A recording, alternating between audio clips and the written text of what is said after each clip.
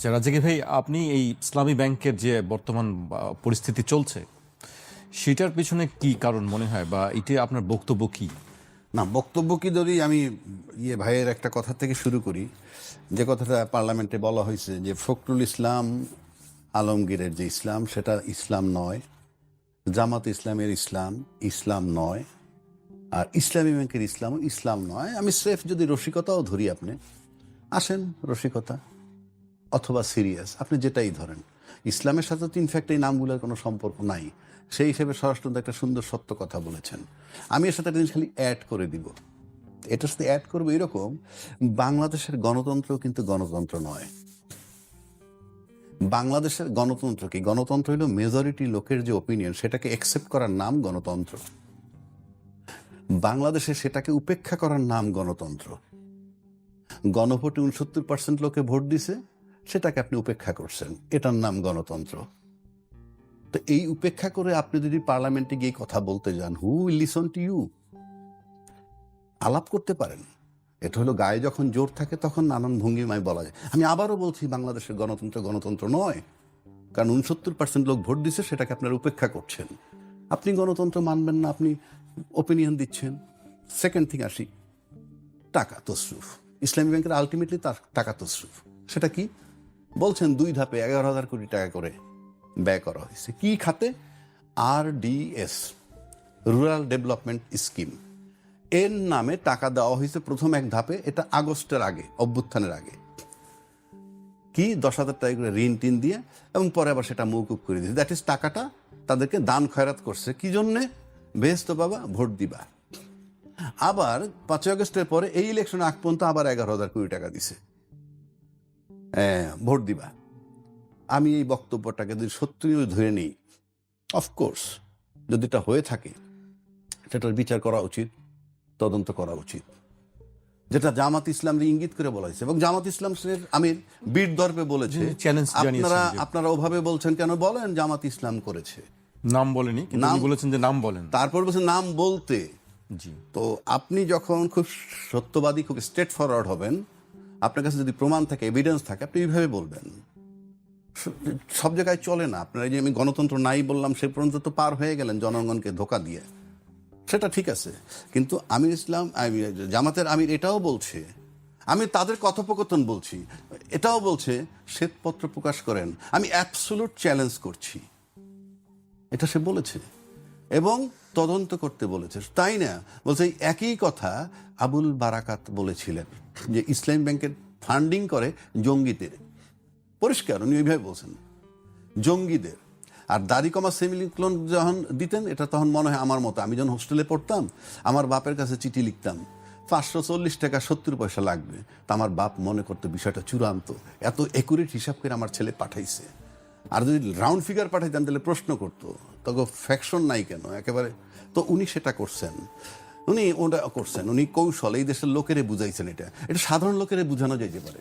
আপনাকে যখন কাস্টডিতে নেওয়া হয়েছে, তখন কিন্তু বলা হয়েছে সমস্ত মিডিয়া, আপনারা মিডিয়া, আপনারা লিখছেন বিশ্ববিদ্যালয় অর্থনীতির প্রফেসরকে জেলখানা নিচ্ছে।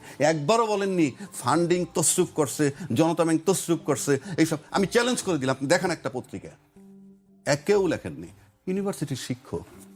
আর এইরকম বেলা একটা ঘটনা ঘটলে পরে, তাহলে তখন ওই ব্যক্তি এটা করছেন, উনি মাদ্রাসার বা অমুক, এই, which is very painful.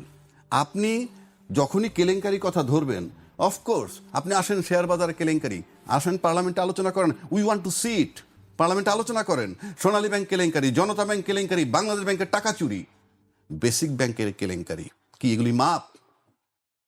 Of course ইসলামী ব্যাংকে যারা করছে, তারা যদি এটা করে থাকে, এদের যেভাবে অ্যাকশন নেবেন একই কায়দায় এই বিষয়গুলো পার্লামেন্টে আসতে হবে। যদি বলেন বিরোধী দল আনবে, কেন? সরকারি দল এনেছেন, এইগুলো সরকারি দল আনবেন। এটা বাংলাদেশ, এটা আমার সকলের দেশ, জনগণ এই দেশের মালিক বলতেছেন আপনারা, জনগণকে উপেক্ষা করবেন না। আমি আবারও বলছি, আওয়ামী লীগ যেভাবে দেশ চালাইছে, শেখ হাসিনা মাইনাস শেখ হাসিনা, আওয়ামী লীগ যদি শক্তিশালীর দিক থেকে ধরি, শুধু হাসিনা বাদ দিয়া আজকে যদি যে আওয়ামী লীগ সাজবে বাজারে, সেই আওয়ামী লীগ, ওই হাসিনা সহ আওয়ামী লীগ যে ক্ষমতা রাখে, হাসিনা বিহীন আওয়ামী লীগ তার 50 ভাগের 1 ভাগ ক্ষমতা রাখে না। এটা মাথায় রাখতে হবে। তো একইভাবে আপনাদেরকেও সেই চিন্তা করতে হবে। আপনারা এই শেয়ার বাজার কেলেঙ্কারি, সোনালী, জনতা ব্যাংকের কেলেঙ্কারি, বেসিক ব্যাংক কেলেঙ্কারি আলাপ করেন, আমরা দেখতে চাই আপনারা আলাপ করেন। এইবার আসেন জঙ্গিদের ফান্ডিং করা বলা হয়তো, যেটা বললাম আবুল বারাকাত সাহেব বলছেন, এবং শফিক সাহেব মানে আমির সাহেব এটাও বলছে আপনারা দ্বিতীয় বারাকাত হইয়েন না, মানে উনিও বলছেন জঙ্গি। আমি সবারটাই আমি গ্রহণ করি যে ঠিক আছে, স্বরাষ্ট্রমন্ত্রী কারেক্ট, যদি হয়ে থাকে আপনি শ্বেতপত্র দেন এবং বিচারে যান। আমরা এই আলাপ শুনতে রাজি না। আগে বিগত সরকার টাকা তসরুপ করে গেছে, শুধু আলাপ, এই আলাপ মাঠে গ্রামে গঞ্জে আপনাদের আগে করে, আপনাদের আগে, আপনার ক্ষমতায় আসার আগেও, ইভেন দেশে আসার আগেও মানুষ করতেছিল। তো আপনি তো একই আলাপ করতেছেন, এইটা তসরুপ হয়েছে, ওইটা তো, what is the use of it? আপনি পার্টিকুলার ইসলামী ব্যাংক নিয়ে দিয়েছেন। এখন আসেন, ইসলামী ব্যাংক নিয়ে আরও একটা কথা বলছে, এটা নাকি জামাতের ব্যাংক নাম্বার 1। আবার বলছেন যে অনেক আছে গ্রাহক, যারা জামাতের বহু লোক আছে গ্রাহক সেজে আন্দোলন করতেছে। এটা আমি একটু ক্লিয়ার করে দিই। প্রথমত আসেন, একটা ব্যাংক যখন হইল 10টা লোক উদ্যোগ নেয়, 10 লাখ লোকে তো আর উদ্যোগ নেয় না, 10টা লোকে উদ্যোগ নিল। এই 10টা লোক যদি জামাতের হয়ে থাকে, অপরাধ তো নাই, উদ্যোগ নিয়ে আপনি একটা ব্যাংক করতে পারেন না। তবে হ্যাঁ, এই ব্যাংক হওয়ার পর আলটিমেটলি জামাত যারা করে না তারাও গ্রাহক আছে, তবে জামাতের গ্রাহকের সংখ্যা বেশি, অর্থাৎ জামাত যারা করে বেশি। কেন? এটা সুদবিহীন, এটা কি ইসলামী কায়দায় দিব, আপনি বলতে পারেন। এটা বলছে, এটা আমি অস্বীকার করতেছি না, বলছে। বললে কি, এটা বললে কি অপরাধ হয়েছে? অপরাধ তো হয় নাই। এক, আর ওই 5 জন জামাতের লোক নিয়ে যাতে ইসলাম ব্যাংকটা করে ফেললো, এটা জামাতের ব্যাংক হবে? কেন হবে? 2টা আপনি এক্সাম্পল দিব। একটা এক্সাম্পলে যদি আপনি আইনের ভাষায় আসেন, আইনের ভাষায় কিন্তু একই লোক, একই ব্যক্তি 2টা বিচার করে। যেমন ঢাকার জেলা জজ, ডিস্ট্রিক্ট সেশন অ্যান্ড ডিস্ট্রিক্ট জাজ বলা হয় তাকে।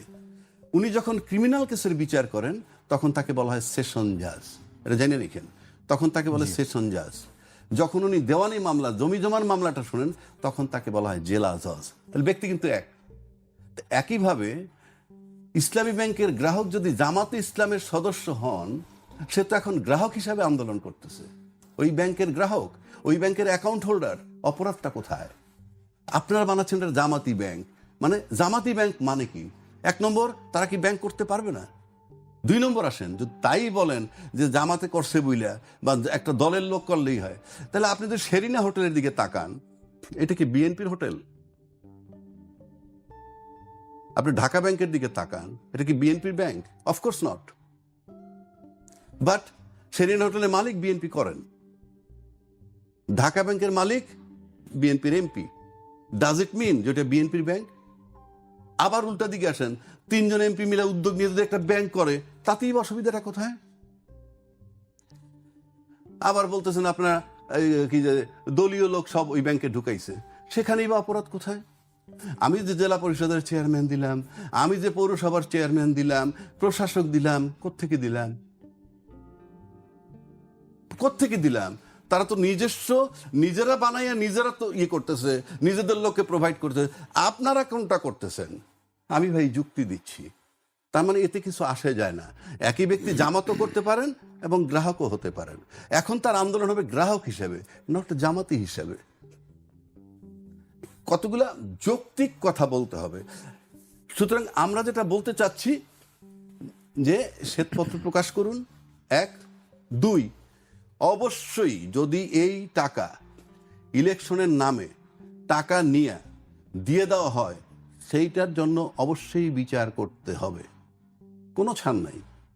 কারণ আমার দেশ বাংলাদেশ, টাকাটা দেশের সকল জনগণের। একইভাবে আমি আবার রিপিট করছি, শেয়ার বাজার কেলেঙ্কারি, সোনালী ব্যাংক কেলেঙ্কারি, জনতা ব্যাংক কেলেঙ্কারি, বাংলাদেশ ব্যাংকের টাকা চুরি, বেসিক ব্যাংক কেলেঙ্কারি, যা আছে সবগুলা পার্লামেন্টে উত্থাপন করে আপনার অ্যাকশন নেন। শুধু মন মতো যেটা আপনার ভালো লাগবে সেইটা করবেন। সেটা আরও একটা কথা বলুন, যেটা আমি আবারও বলছি, বাংলাদেশের গণতন্ত্র না। কারণ আপনারা জনগণের 69% লোকে যে ভোট দিছে সেটাকে উপেক্ষা করে আপনারা তাহলে গণতান্ত্রিক দল? বাংলাদেশের গণতন্ত্র না। সুতরাং মাথা আগে ঠিক করেন, আগে নিজেরা স্বচ্ছ হন, তারপরে অন্যকে ধরেন। জি,